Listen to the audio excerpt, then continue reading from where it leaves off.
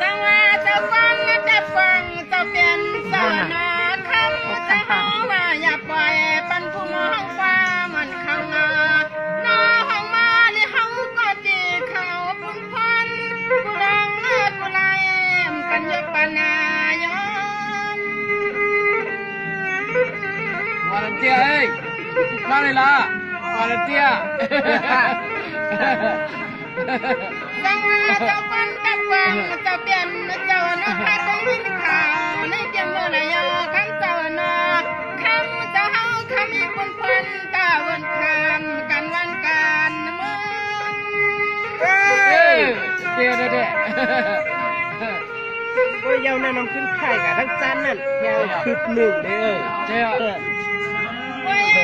เจ้าหน้าได้ถึงเจ้าถึงเรื่องที่เฮาขัดซอกุฏิกุตังกุฏิวันในกูเรื่องในขมาเจ้าเฮาตาวันคำให้ไรน้อในซอได้หุ่นแต่เงาเจ้าเฮาก็มีการคำมาย้อนมาโลพวกย้อนมาปั่นเปิ้นลงเป็นจังเที่ยวแล้ว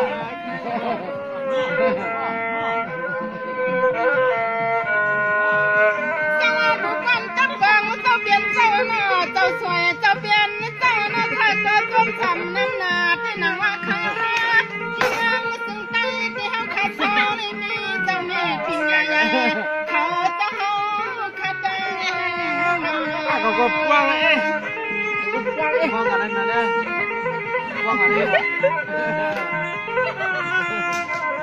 กลับมาเปิ้นถูกกับเปียกเจ้าเจ้าสวยเจ้าเปลี่ยนเจ้าหน้ากลับมาเปิ้นฟ้องเปิ้นถูกกับเปียกหมดหมื่นก่อนไรคือน้ำมีน้องตาของตาขมาวันหูมีนามาในเมืองที่เขาขัดสนกันที่รถพี่มีสังกาขยาสางลูกก็ดีเก่งเช่เช่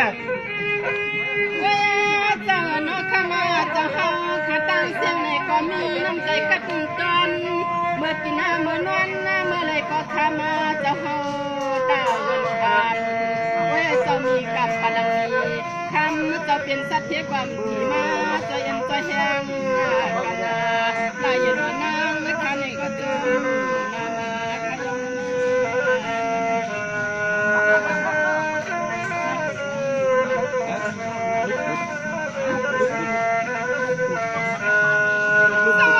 สวยจะเปลี่ยนเจ้าหน้าที่อยู่ที่กินสองที่อยู่ทุกลูก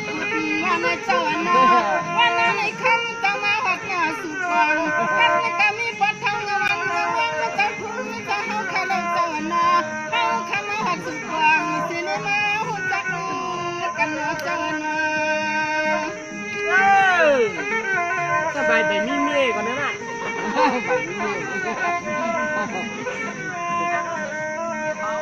อันนั้นตัวมาอยู่นอนเจ้าอันนั้นกูดีกูดังกูกว่ากูควันเจ้าหันเจ้าซึ้งเจ้าดังเสียงนอนที่เฮาขมาสุ่มเสียงมังเมียอันที่เฮาขมาหักกับมาต่อสู้เจ้าไปจ้า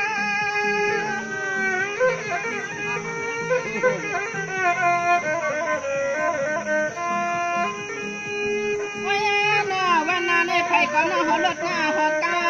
พอมาที่คุณในหน้าเสือน้ำมันจะดอนคุณพานากุสูยายาไผ่ก็ใจไม่เปลี่ยนไม่เปลี่ยนลอย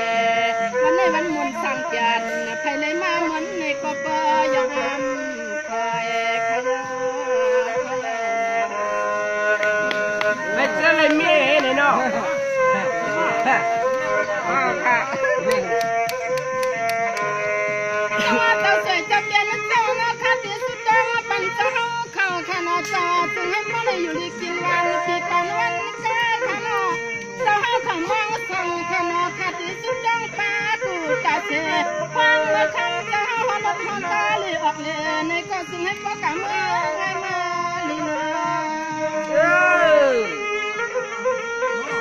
ห้องมือจะเปี้ยกับแต่ตั้งนี่แหละจังว่าเจ้าสวยจะเปลี่ยนเจ้าหน้าคว้างเมื่อน้าลูกน้องตาปีเจ้าเฮาข้าน้าออกมือเสียงตาวันในก็จึงให้พ่อรับเขียนจึงให้พ่อ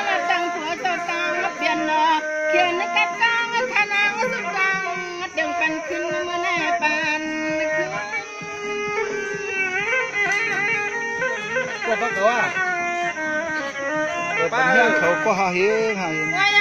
เจ้าเนาะเจ้าเขาเจ้าเงินนะเจ้ายุ่งเจ้าเป็นเจ้าห้องมาในกว่าใช่เหรอเนี่ยมันว่างสุดดวงกุตาเสียซึ่งให้ปเลยมาเลยอันที่คำเจ้าเฮา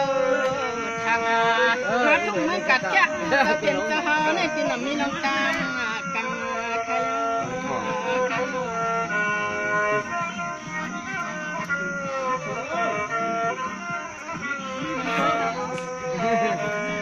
สมาจมกันนำข้างหน้าผู้คนจับกวางเจ้าเปลี่ยนเจ้าน้องเงินลงเปลี่ยนกันแค่ปันสู้มาข้างนอกแค่เป็นหัวกองหัวเฮาที่วันนั้นในคำเจ้าก่อนทีมาใจกุนีเป็นลูกน้องตับดีเจ้าข้างนอก เบาหลวงยังกับแค่ เจ้ายุ่งเจ้าเปลี่ยนเจ้าเฮาข้าเป็นเจ้าหัวปอน้องเอาลงที่กัดแค่หัวเจ้าน้อก็เลยก็นำมีไม่มีเงาน้อก็เลยก็เศร้าที่น่าใจจริงใจมือเจ้าเฮาเทียบกันน่าเลิกแก่เที่ยวเลิกแก่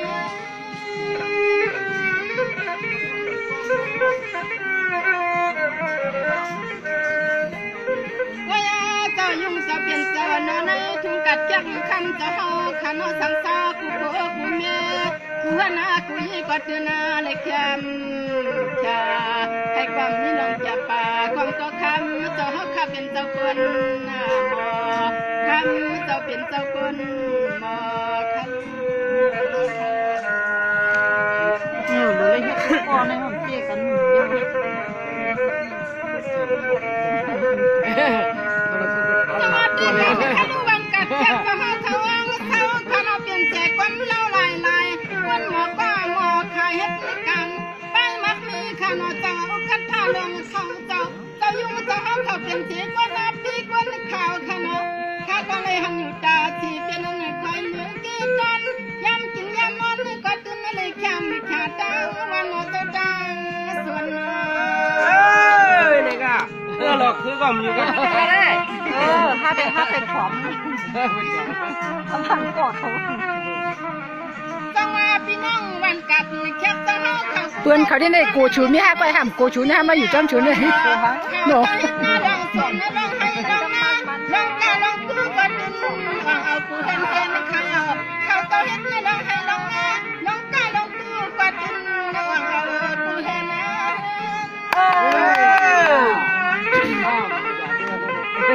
เนี่ยพี่น้องกันแค่ครับพี่อยู่ไกลค่ะนั่นมากเลยค่ะ ว่า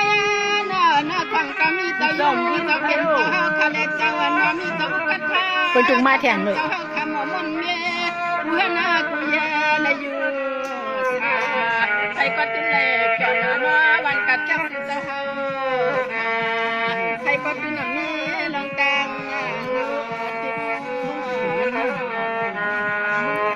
เอาลอย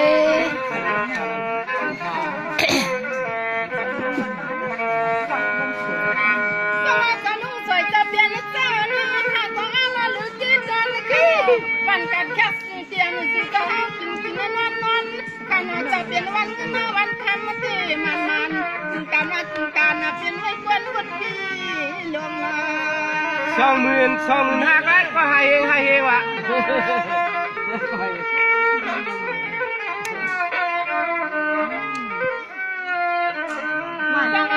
วันกัดแคบเจ้าเปลี่ยนนาเจ้าหน้าใครก็เปลี่ยนเจ้าคนหน้าลงมา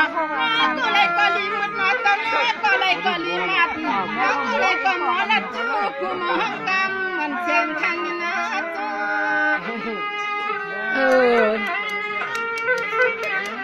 สวัสดีน้